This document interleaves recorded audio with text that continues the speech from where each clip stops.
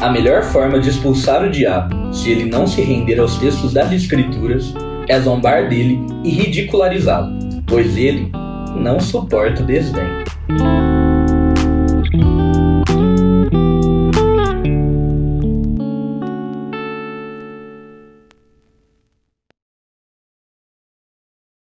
Fala pessoal, tudo bem com vocês? Meu nome é Rony e eu sou aqui do Cabeceira e hoje, com a temática do mês, eu fui desafiado a resenhar para vocês o meu livro favorito. E cara, que dificuldade pensar em um livro favorito. Definitivamente não é a coisa que eu tinha assim na ponta da língua, mas eu tenho um autor favorito. C.S. Lewis, ele é o grande escritor da minha vida, assim. Foi através de uma de suas obras que eu me inseri nesse universo de literatura. Inclusive, aqui tá o nosso quadrinho, olha que coisa bonita.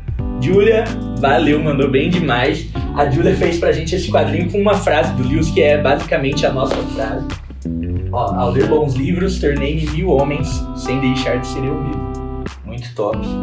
Duarte, galera. Bom, então eu fui desafiado a resenhar meu livro favorito. E já sabendo que esse livro teria que ser do Lewis, eu pesquisei entre os meus favoritados e eu escolhi esse, Cartas de um Diabo a Seu Aprendiz. Eu li esse livro pela primeira vez há uns 4 anos atrás. Eu lembro que eu estava no meu primeiro ano da universidade e eu pedi ele de aniversário para minha mãe.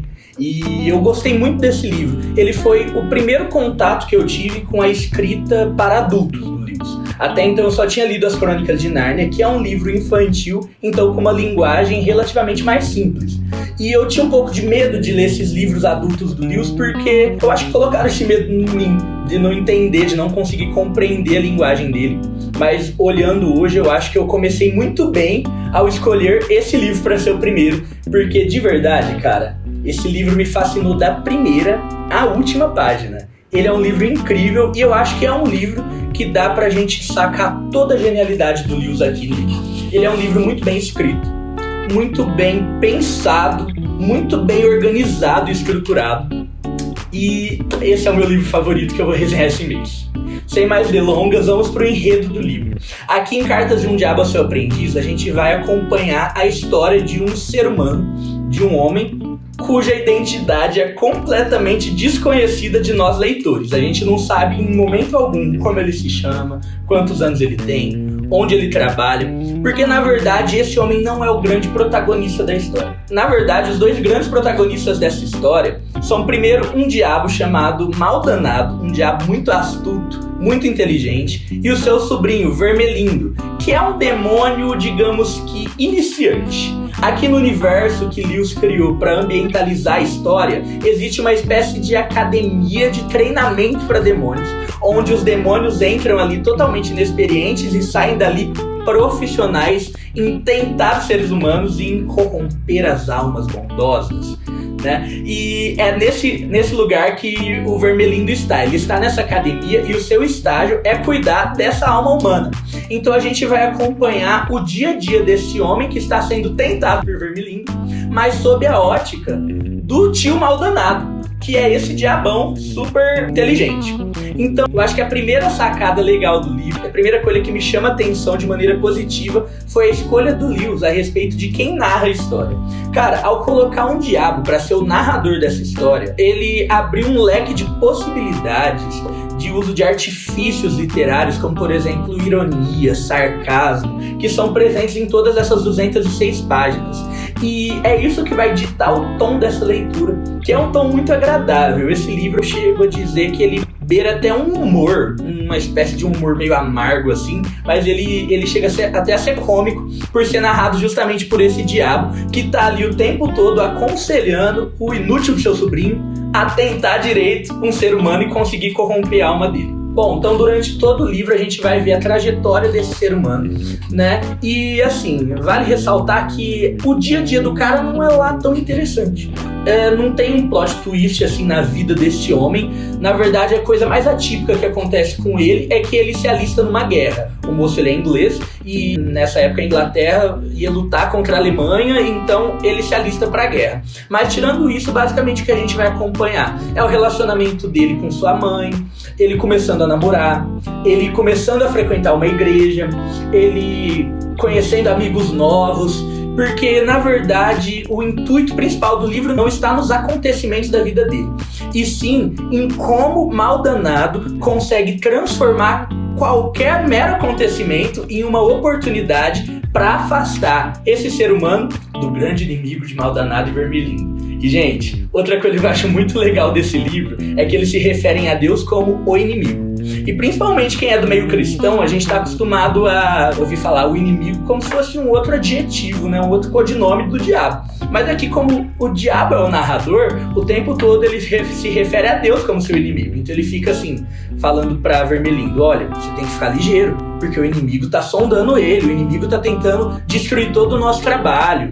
E eu acho isso muito interessante. Bom, então a gente vai acompanhar os conselhos de um diabo experiente para esse demônio, em cada ocasião.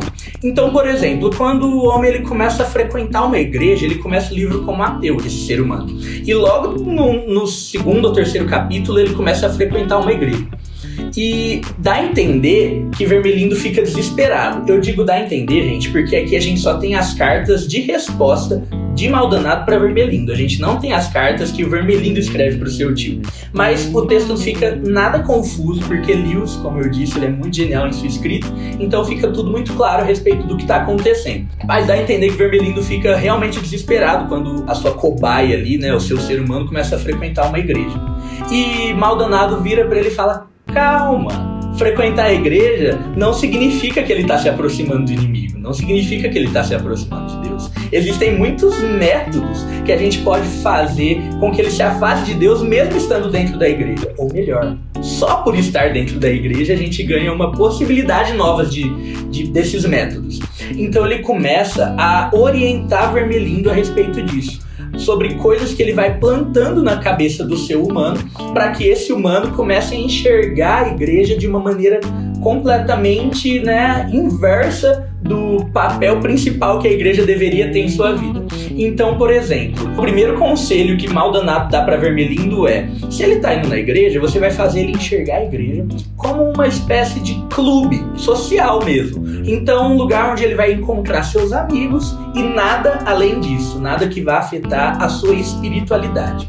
Em um determinado momento, ele chega a aconselhar Vermelindo a plantar na cabeça do ser humano as ideias de que ele consegue viver uma personalidade dupla. Então, estar na igreja, mas quando estiver fora da igreja, viver a sua vida como se ele não fosse de fato alguém convertido. E por não sair da igreja, ele não ia se atentar de que ele estava com a sua espiritualidade corrompida. Porque afinal de contas, ele vai numa igreja e isso já é suficiente para ele garantir ali o seu bem-estar consigo mesmo. Chega um determinado momento da carta que Maldanado dá um baita de um fumo em Vermelindo, porque ele fala assim: Vermelindo, já faz assim tanto tempo que esse humano está frequentando a mesma igreja.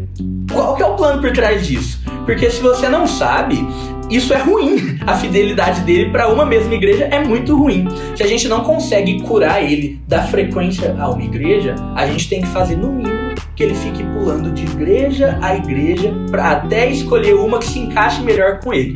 Porque afinal de contas, se a gente conseguir fazer com que ele adquira essa postura, ele vai deixar de ser um aprendiz, alguém que vai na igreja com o intuito de aprender sobre a palavra de Deus, e vai passar a ser um crítico, alguém que vai na igreja em busca de encontrar os piores defeitos para justificar o porquê que vai trocar por outra.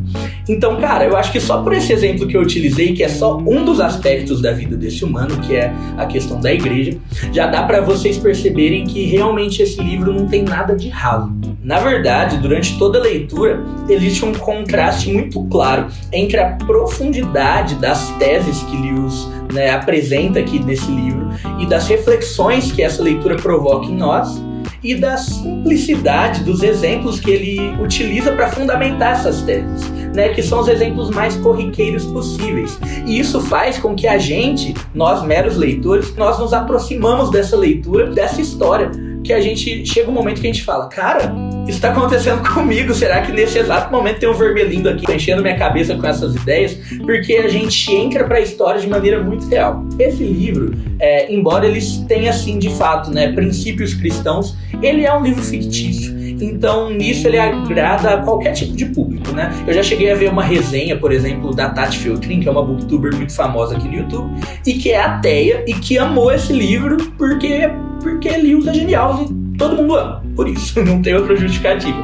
Então é um livro que é recomendável para qualquer tipo de pessoa que gosta de boa literatura.